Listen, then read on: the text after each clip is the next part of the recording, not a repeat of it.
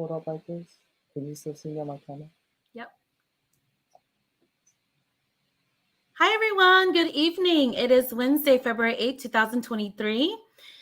We are so glad that everybody is back here on Project We Inspire Facebook platform YouTube channel. My name is Rachel Maying. I am the host, creator, and founder of Project We Inspire. So we are so excited this evening. We want to thank everybody for their continued support and promoting PWI's mission. And again, we're here to tell stories, share what they overcame, the challenges they faced, so that they can achieve their goals, dreams, and passions. So tonight we have a special guest from Milwaukee, Wisconsin, Mason Hurd. Thank you for coming here tonight. Yes, of course. It's my pleasure. Thank you for having me. Absolutely. So I just want to say that I started following MH Movement, which is Mason Hurd's Facebook page, where he talks about Hmong traditional lessons. So I was curious, like we had talked, not long ago about how to go about hukri, right? How to even go through that and what does that mean?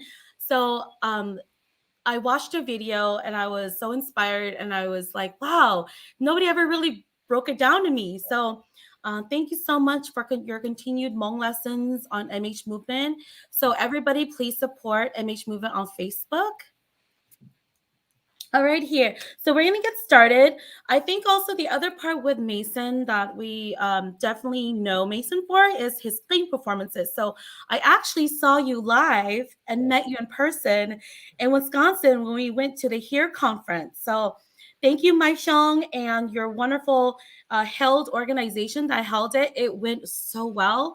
So a shout out to Mai Xiong, to Hailed and the HERE conference. We are hoping that it will one day come out here to California. So we are so excited about that. All right, Mason. So I want to go back a little bit to your childhood. And you are currently 25 years old. Yep, 25. And so I remember those years. It's been a while since then. But please tell us a little bit about your childhood and where you were born and how that was like for you. Yeah. So I was born and raised in Milwaukee, Wisconsin my whole life. I guess, yeah, born and raised there. I spent probably my last 5 or 6 years in Madison, but not too far away, so I could commute back and forth. I am the youngest out of 6 siblings, born and raised by my lovely two Hmong refugee parents.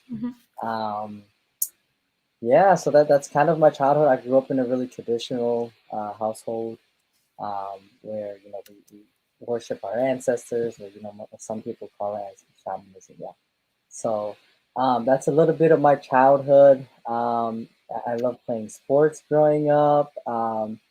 Back then, I mean, technology wasn't up to par right now, right? So, we didn't have maybe like iPhones. I remember like an iPod, like a tech iPod and stuff. So I didn't grow up a lot around too much of technology. I didn't have the luxury to be around that. So I spent a lot of time following my parents, playing sports, things that were really accessible to me during while I was young. So that's kind of my childhood.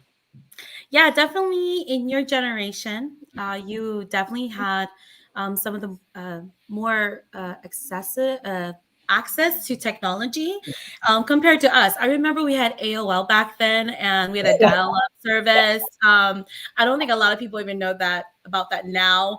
And I remember we had landlines, regular phones. So definitely it has changed. So a little bit about your childhood.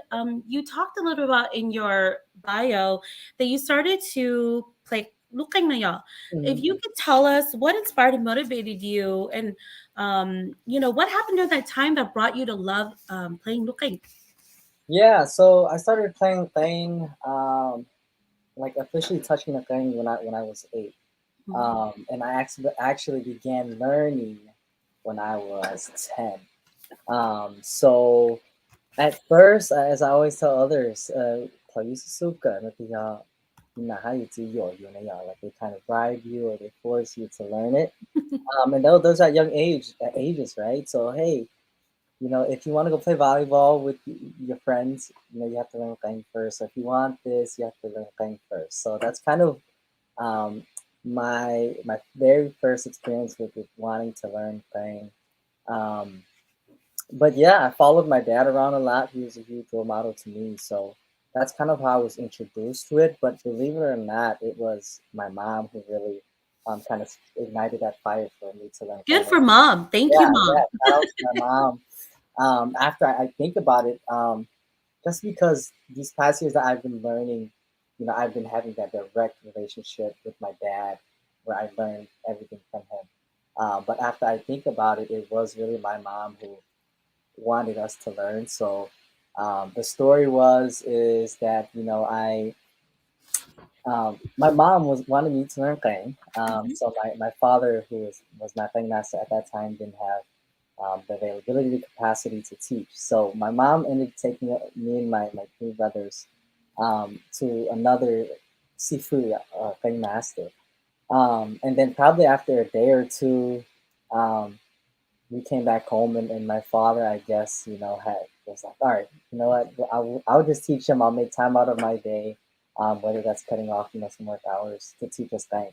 So there was definitely a sacrifice for my father too. So shout out to my dad who took time out of his day.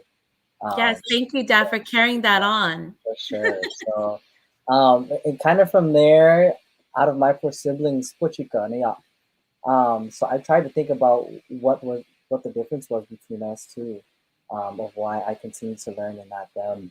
And I would say one of those huge distinctions would be uh, my ear for music. So Mm, in second grade, I played piano, um, and that was in guitar a little bit, right? But I officially took piano classes in second grade, in which I kind of learned as I reflect, like, yeah, I love music. So that's kind of my childhood with band growing up. Thank you for telling that story. I think that's so powerful, and it's also very inspiring because sometimes what it takes is mom to initiate and then dad to teach it, and Mhm. vice versa, right? Yeah. And it's like what we've said about parenting too is that and not only you are right, but you also encourage them and take Okay. on a big part of it. It's going to help them grow, have confidence, and want to learn more. So thank you again to both of your parents. With that said, throughout your high school and college years, you pursued your BS in rehab psychology. Mhm. And so share with us a little bit about that journey. What brought you to um, that particular, study and Yeah. degree? Yeah. It was in high school. I honestly didn't. Maybe towards the junior year and senior of my high school um, years, I began, you know, selling shoes and stuff. And Mhm, like I mentioned, I didn't really have the luxury of having a phone. mhm, So I would, I wanted those things. So how would I get those things? I would have to save up, right? So yep. out of us six siblings, my parents couldn't get all of us phones, and maybe some of them, if you all have experiences, but each year our plan was like you get a new line, a new line, a new line to your family off. So I was waiting for my years, but I'm the youngest, Yeah. so like I was waiting the longest. So I wanted things, so I ended up, um, selling shoes on eBay and things of sort. So I had interest in becoming kind of an entrepreneur or Mhm, working in that business field. So I entered my freshman year with the idea, the thought that I was going to go into accounting. That definitely changed as I started having freedom playing more sports, having again accessibility to gyms and stuff, having that independence. Growing up, really kind of sheltered in a traditional household, and then yeah. going off to really Madison, where I was able to do things. So that definitely expanded what I could do. So I didn't want to go into occupational therapy, so I changed my major to kinesiology. Um, Kinesiology, there were those core science courses, biology, physics, and all those that I really heard made about it. those. I heard about those, Mason, because I had a lot of, I don't mean to interrupt you, but I No, had you're fine. a lot of pharmacy colleagues back in Yeah. school, and they talked about all those scary science classes. And I have to say, I did not admire, them studying for Hmm. hours, but those are hardcore classes, and Yeah. you really have to um, dedicate a lot of study time. Hmm. And but it is pretty challenging. So Yeah. yeah, go ahead. Sorry, Yeah. No, but you're fine. No, I yeah, I remember definitely. hearing about those. I second that, and I changed my major from that, right, because of those reasons. So I ended up switching it. I still wanted to go to occupational therapy school. So I went and asked my advisor what's another major or route that I could take that would, um, not focus a lot on those science-based courses. Um, so they recommended rehab psych. So I Mhm, learned a little bit more rehab psych. Um, and it was more psychology-based courses, right? We're talking about human behavior and so on. So that really expanded my mind on how I thought about myself and how how I reacted to things, why I grew up the way I did. Um, but still, at the moment, I want to go to occupational therapy school. And mhm, occupational therapy was a growing field. They make a substantial amount of money, and they will continue to. mhm, So that was kind of my goal there until my junior and senior year in college, where um, I was a co-investigator for a research with a doctoral student who was focusing on employment barriers for among among males from young men from ages 18 to 35.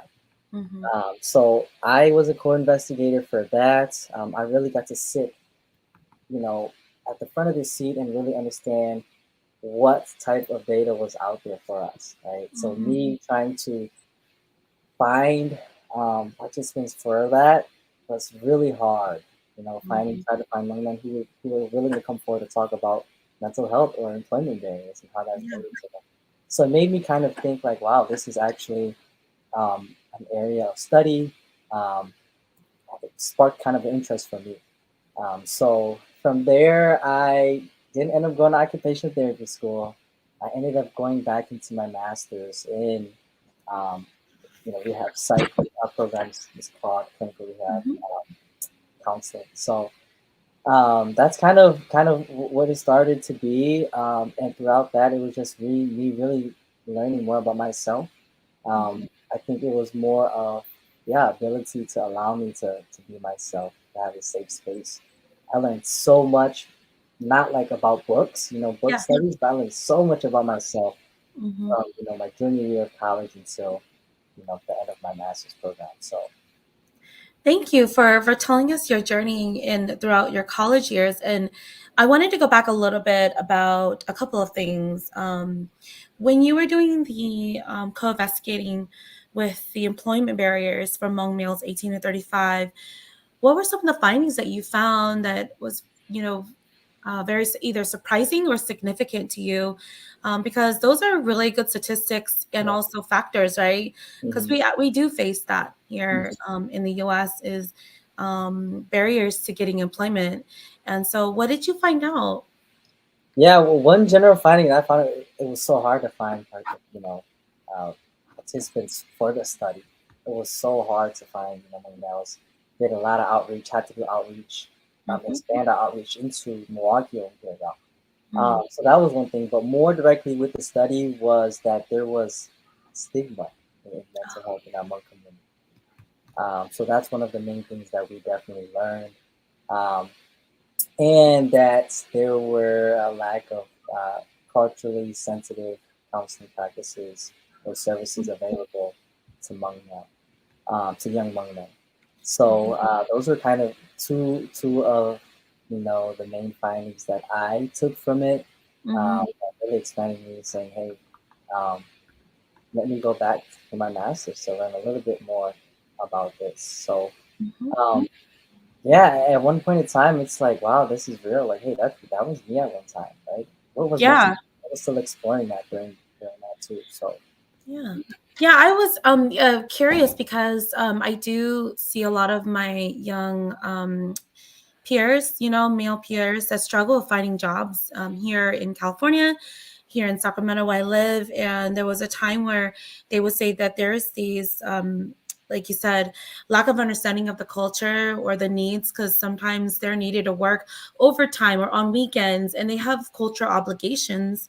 And or like you said, there's stigma. There is still a lot of barriers to judgments and things about Asian men and or ethnic men, and work. So, and they categorize certain individuals to work and be in certain positions only, right? for So sure. there's still that going on, but I just thought that's so interesting that you were a co-investigator for that, in your studies. I also wanted to bring about also the story you told in your bio about your undergrad years of going to Thailand, Yeah. and you had conducted field interviews with Hmong culture about Hmong culture practices and mental health. So, if you could please share with us what um, brought you to Thailand to talk to individuals, in our home country about Hmong culture practices and mental health. That's so interesting to me. If you could share with us, please. Yeah. So it was in my senior year in college. I was taking an Asian American Studies course. Specifically, it was Hmong culture. Yeah. Taught by Chong Moore, Mm, who is I believe still a doctoral student candidate at UW-Madison. So shout out to Chong Moore there at UW-Madison, who kind of gave us the plug into that study abroad program, saying, "Hey, it's mm, a long studies abroad program in partnership with U of M, University of Minnesota." mm, It was, and the professor kind of leading that was Professor Maina Lee, Dr. Maina Lee at U of M as well. So shout out to her as well, who kind of led that program. Um, at first, to be honest, the way that I thought about it is, hey, it's a opportunity to travel the world, yeah, mhm, opportunity to travel the world. What's interesting enough was that I didn't need um, this credit, well, because the study abroad trip can transfer into credits. I didn't need it, right? mhm, I didn't need it, so I could have graduated that spring. mhm, But I decided, hey, this is an opportunity to travel. There's mhm, funding for it, and then besides that, the learning opportunity, was there, mhm, right? So I thought about, what if I had the chance to go back and I could meet my family back in mhm. Thailand? Yeah. Yeah. So I went and did that. I enrolled, went to Thailand for about a month. We went to multiple villages and spent some time in the inner city, like Chiang Mai. Mhm, Um, and there, we conducted some research. Some field research with some of the villages there from about, I believe, the 6 or 7 different villages, mhm, um, and about mental health and about Hmong cultural practices. Um, and what I kind of found there was, one was just accessibility to healthcare. Yeah. mhm, In the villages, there were definitely lack of accessibility to healthcare due to just different power dynamics. Um, that's one of the main things I learned, that there was no term for mental health there. Yeah, mhm, no term for mental health. When trying to explain it, they didn't know what it was or how they felt. Some of them explained it through some of their spiritual beliefs, that it was some type of spiritual relation. mhm, Um, I then dived a little into more about cultural practices, and interesting enough, what I found there in some villages is that bây giờ chúng ta thì chúng ta nói về chuyện cho cái ý nhận rủi ro cho chúng nó bây giờ thay này ạ. mhm, That may be due to certain power dynamics there mhm, uh, in Thailand, but that's one thing that I definitely learned when speaking with Thai masters, like I said, they're cultural practitioners there.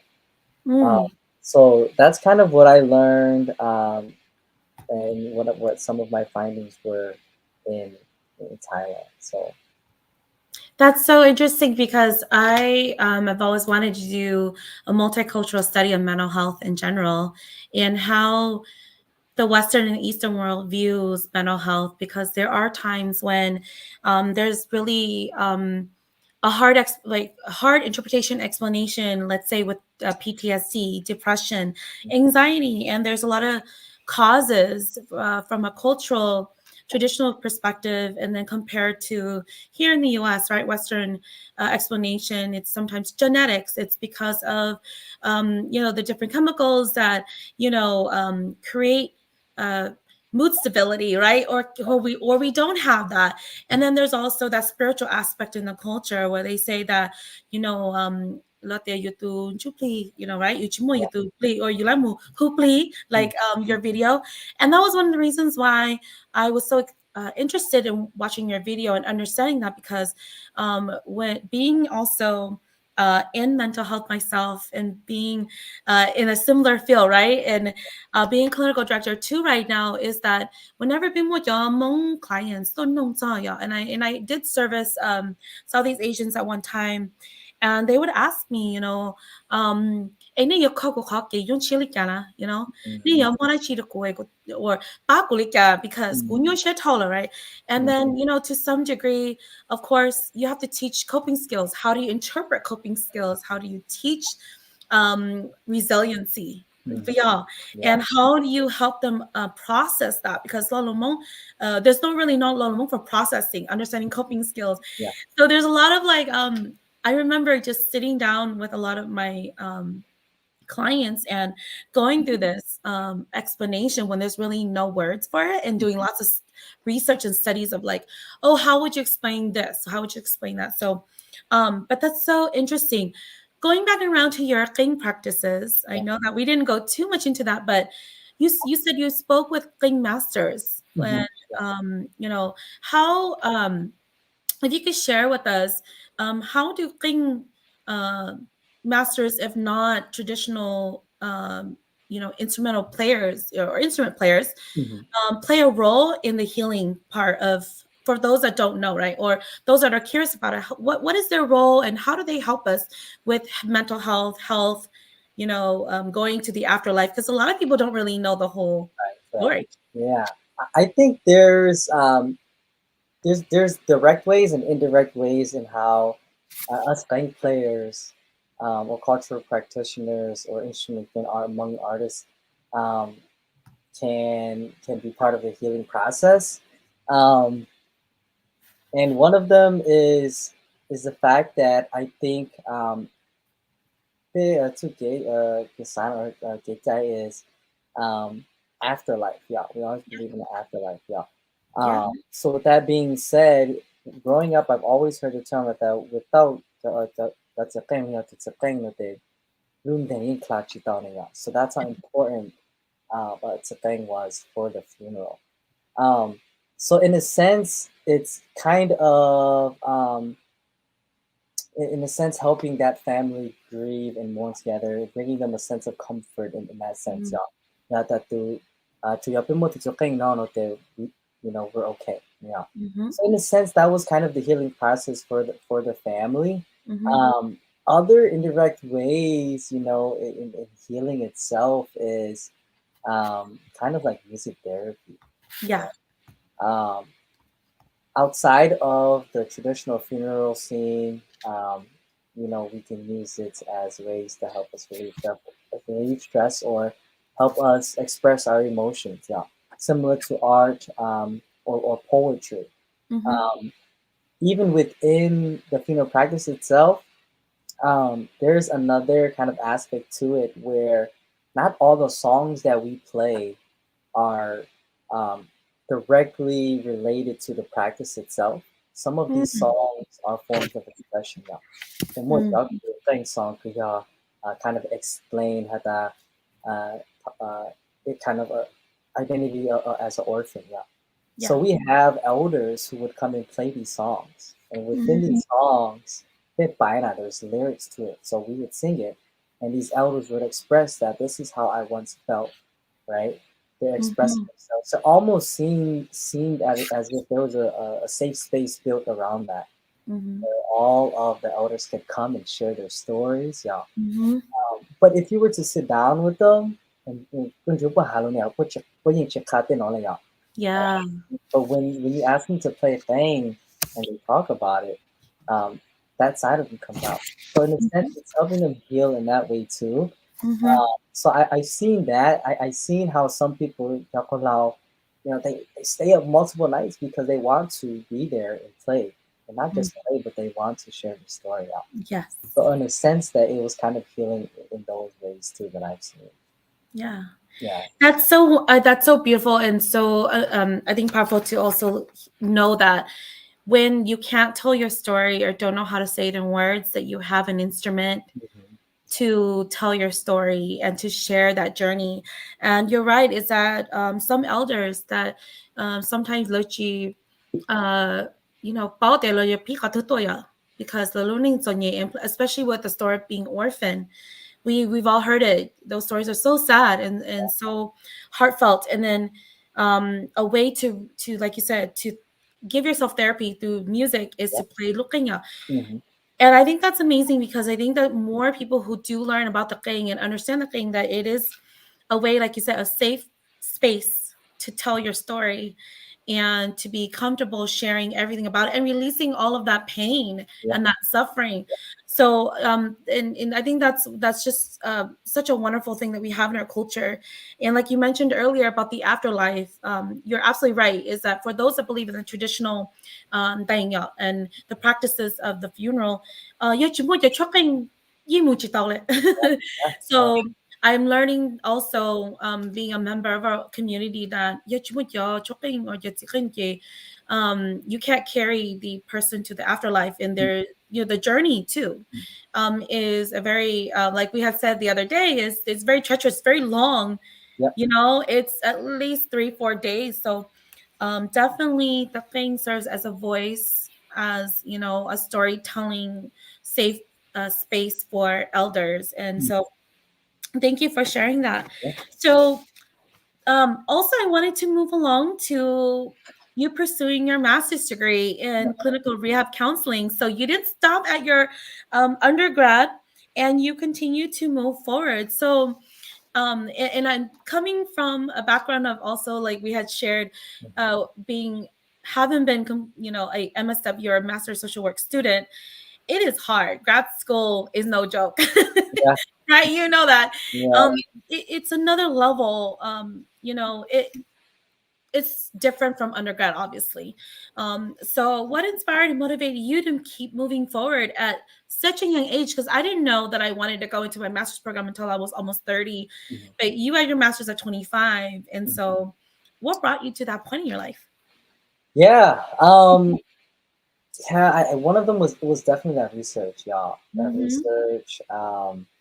That really sparked, me wanting to do some type of work like that, or um, allowing me to have some type of direct um, service within my community, Mm-hmm. um, and definitely that piece of mental health.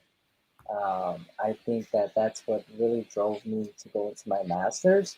Mm-hmm. Besides the fact, that your parents, bring to tell like, oh, you saw that good, Yeah. but I think outside of that, it was really me wanting to learn more about myself, Yeah. learning more about myself, expand my ways of thinking. So I can see how my way of thinking about Bang has changed. Not after my master's degree. A lot of it wasn't that happened after, right? It's not that I got my master's degree and then I started learning. A lot of it happened during that. Mm-hmm. So I was really grateful for that. I honestly didn't know much about the job outlook with my master's program, Yeah. so I wasn't even looking to job. Like, oh, what am I? What does job outlook look like? What does salary look like? It Yeah. was more of, I know that this program is going to allow me to teach more, to learn more about myself, and Mm-hmm. have that kind of that deep, critical, intensive, critical reflection about my self identity. So that's kind of why I went into that program. You know what? I really admire that because I do see that a lot of our Hmong colleagues that have gone through their master's program, if not doctor programs, they say that that's a theme, is that they want to learn more about themselves. Mhm. And I really like what you said about the intense critical viewpoint about yourself. Tell us a little bit more about that. because some people, they reflect upon themselves and their journey, and they're kind of like, okay, I made some mistakes, I did some great things, but then what do I do now? But being intensively critical, like what were some things that you learned along that journey, if you could share with us? Yeah, of course. Yeah, some of the things I think that I learned through it was challenging, yeah. When Mm-hmm. you do like really intensive critical thinking about yourself, you talk about your identity, you talk about Yeah. your family, you talk about your culture. Yes. And in some of those things you reflect about those, there's times where you might disagree with some of the family values or your cultural values. Yeah. So one of the some of the things that I've learned was kind of one patriarchy in our Hmong community. Yeah, That was it. patriarchy. You know, Patriarchy, yes. patriarchy in our Hmong community. How that's impacted me. How that's influenced me. Um, to fit into at UW-Madison at my college, a predominantly white campus, in mainstream society. How that looked like for me. How I looked like in the Hmong community Mm-hmm. where I was, among male, someone who had that type of power dynamic, and then Mm-hmm. I go to UW Madison, where it's a Mm-hmm. predominantly white campus, and I become minority.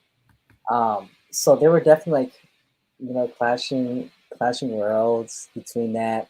Um, Also had to learn that mental health was a thing in my family. Yeah. Mental Mm-hmm. health was a thing in my family.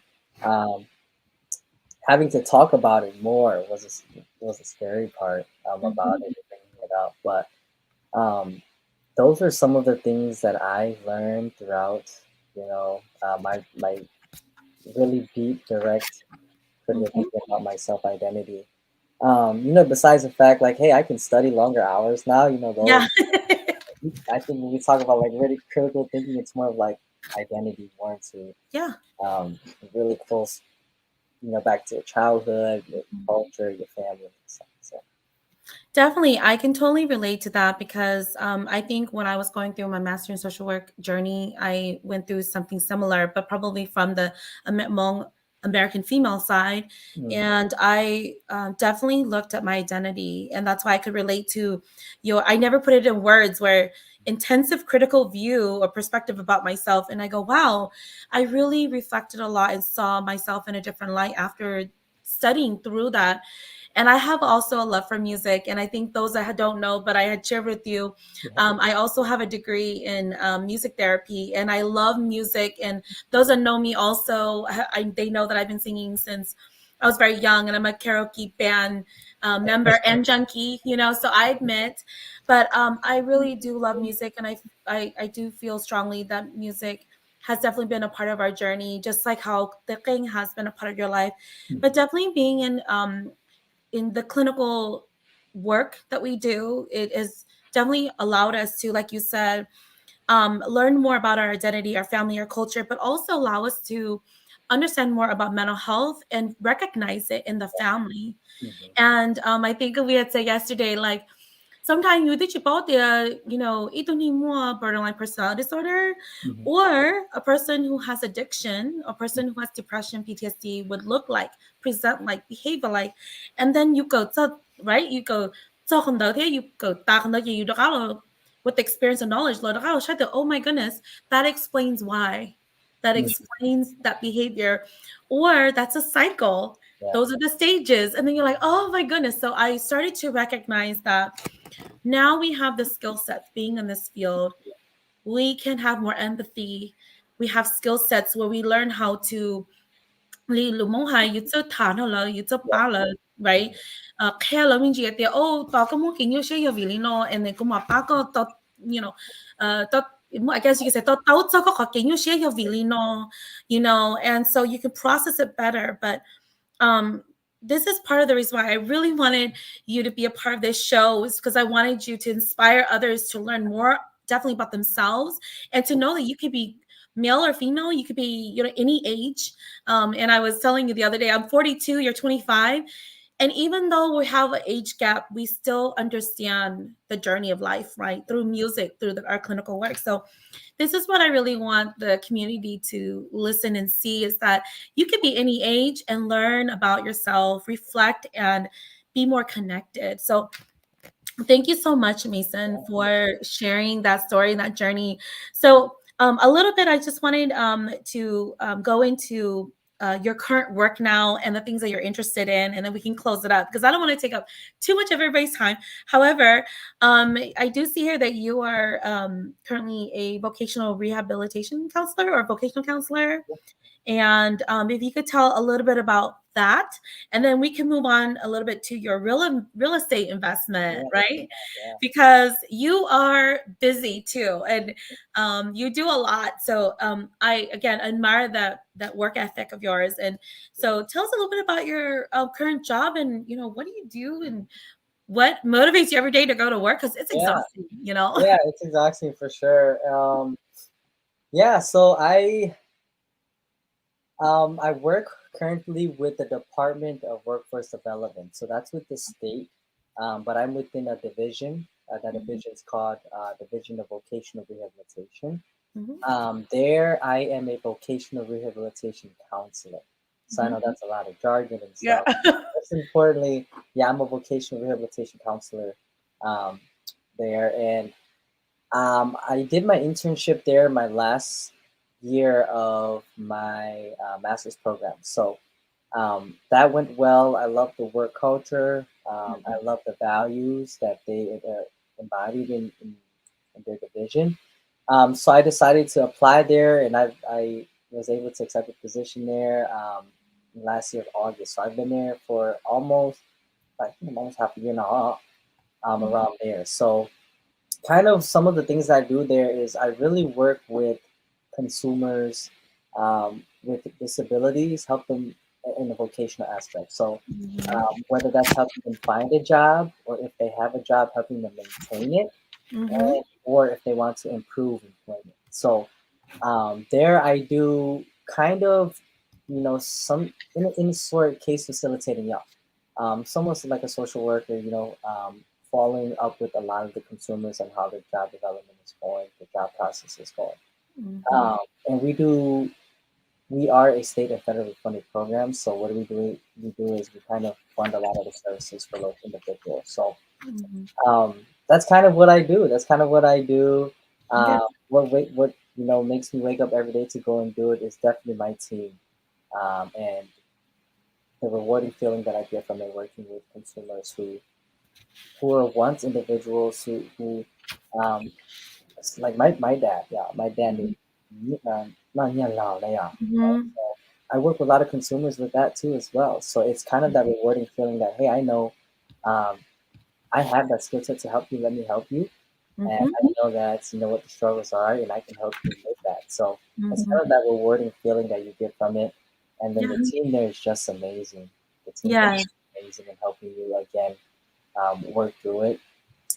So yeah, that's why I wake up every day and go to my full time job. No, that's great because I do the same thing. And we were chatting, the other night, and I was sharing with you that the reason why I wake up every day is because I know I can also make an impact in somebody's life. And on my end, I work with step down crisis residential where clients are coming from inpatient lockdown facilities. And like you said, the consumers are struggling to be stable and survive. And just to have the opportunity, I believe it's a blessing to have the opportunity, that chance to, like you said, to make a difference. And like you said, a lot of our clients are on a fixed income and receive state, county, if not, set income like SSI. And for us to have the opportunity to help them, understand a little bit more about themselves, stabilizing, taking their meds, definitely is a journey, and we only have a small window to make that impact. So thank you for the work that you do because it is not easy. And everybody knows in this field, especially social work, that it takes a different type of person. And my family sometimes make fun of me. And they say, sometimes you have to be a little crazy to work, but I say, no, it takes a lot of patience. It takes a lot of desire and motivation and compassion and passion to even work in this field. But I, again, really do admire all of my colleagues. Hmong and non-Hmong peers and colleagues that work and dedicate themselves to this every day, for sure. and still wake up, like you said, be motivated. But I have to say a shout out to my team, YCCC Yeah, team. Um, it's the people that you work with that really do help you yeah, stay motivated as well, and having great leaders and bosses to help you through some of those difficult situations. sure.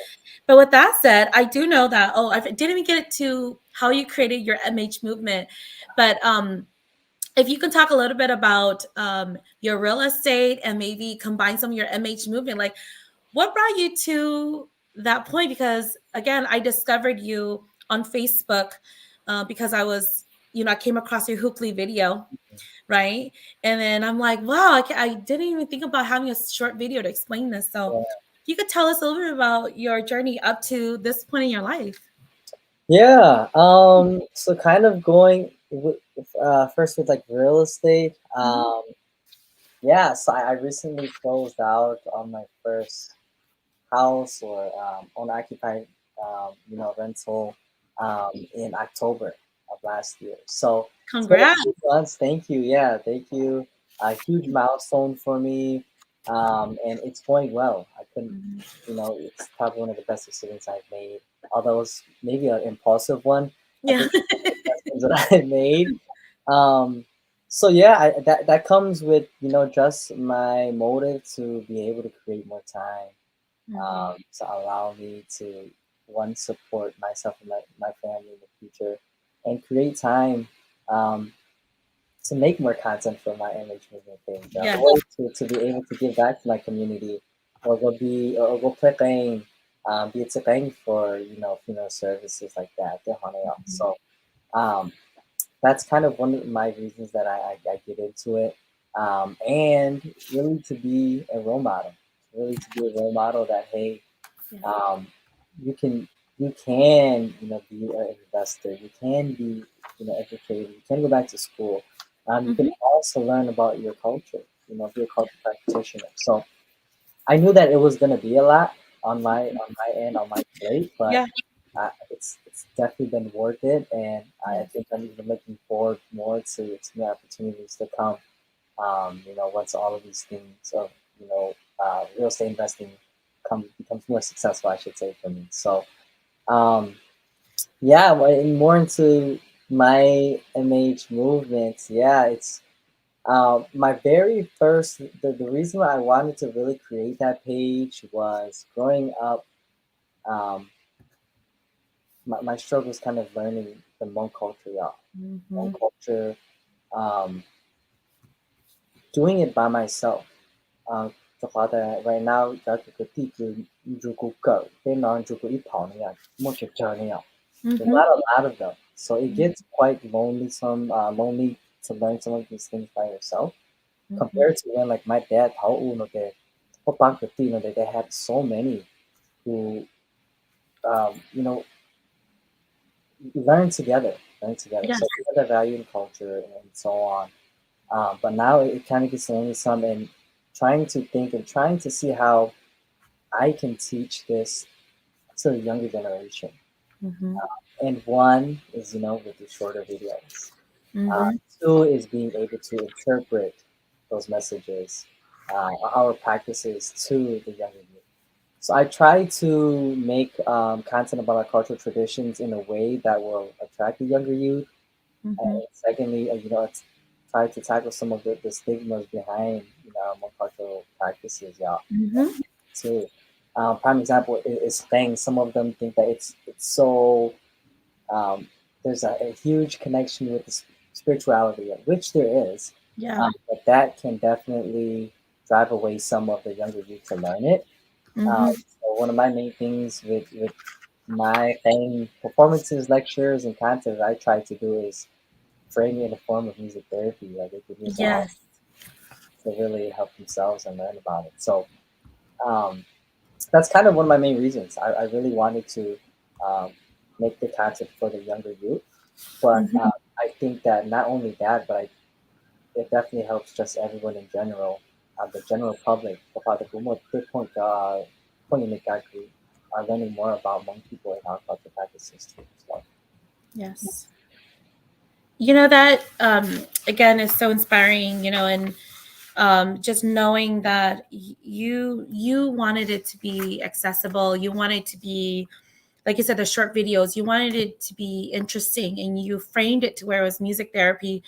And like you said, there's stigmas behind cultural practices as well, but there's also explanations to why we have it without the spiritual aspect, right? Yeah, So thank you for teaching, continuing to teach the Hmong traditional cultural practices from your perspective as a young Hmong male, because then it will allow, like in those short videos, allow other, like you said, young folks like yourself to really truly learn, like, what is it like to be a thing player at this generation or in this generation. So it's not always spiritual. It can also be storytelling. It could be therapeutic, and so I have to say that being a Hmong female, American female, like I was telling you the other day, I always wanted to learn myself, but my dad's like, go ahead and try it out. And then so go.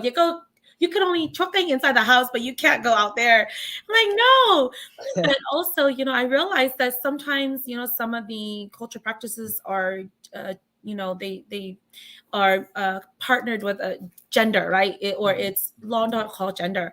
So that was one of the reasons why I was also very curious about the cultural thing instrument, because again, my dad spent some time to explain it to me, but to actually, like you did, learn it, you know, yeah, and play it and to be a part of the storytelling is different from being the outside in. So, mm, but thank you so much for sharing the Hmong culture in such a way that it is fun. I love the videos. thank you. You have the caps in, I believe, Hmong in English, right? Yeah, So we need more of that. I'm gonna be serious, because sometimes I need to see the words. I need to yeah, read the for caps. sure. But you taking the time to explain the definition, and having, like I said, the words in Lumong and Lumicana, it helps us as being bicultural and bilingual For sure. to do that translation, because Mhm. sometimes I'm like, oh, what is that? But thank you. Please continue with your MH movement. Please Thank you. continue, with your clinical job, and your playing instrument playing, because we need more young folks like you to carry on our tradition, carry on our culture, and hats off to you and kudos to you and to anybody that continues to really like I said, share the love for our culture. We don't have enough of it. And so I want to say, sincerely, thank you so much for your time to sharing with the community. And thank you, Meng. Hello, beautiful people. Hi, Meng. Wherever all of you are at, thank you so much for joining us at Project We Inspire. We're always looking to tell people's story, to help others motivate, inspire, to, learn more about themselves. So last but not least, is there a special message of encouragement and inspiration that you would share to anybody out there who, may want to maybe walk the path of going to the King instrument player, or like the clinical world? What would you say to them this evening? I think my biggest message would be, um, do it, right? Do it. But more specifically, I think to take that step, be really proud of your identity of who you are. Yeah. But because behind that, there's a great person, which is you, and Mhm. there's a great learning opportunity and a new journey there. So Mhm. don't hide behind that mask.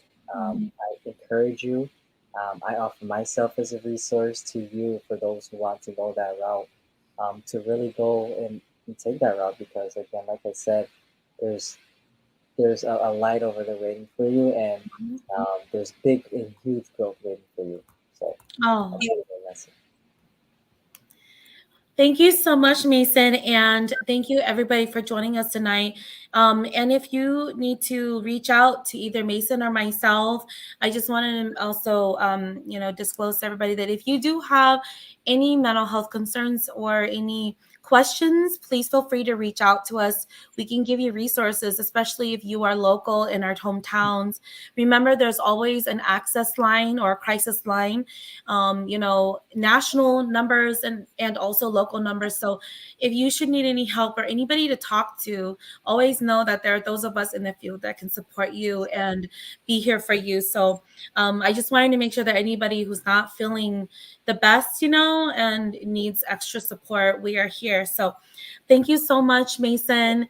Yeah, Have a good evening there in Wisconsin. I know it's almost 11. yeah, yeah. Almost 11 Yeah. here. Yeah, So thank you for taking the time of because it's almost course. 9 here. And, we will definitely get in touch again. And maybe, when you're back in Thailand, maybe we could do an interview. Yeah, for sure. Right, and do more research. We would love to have you back on Project We Inspire.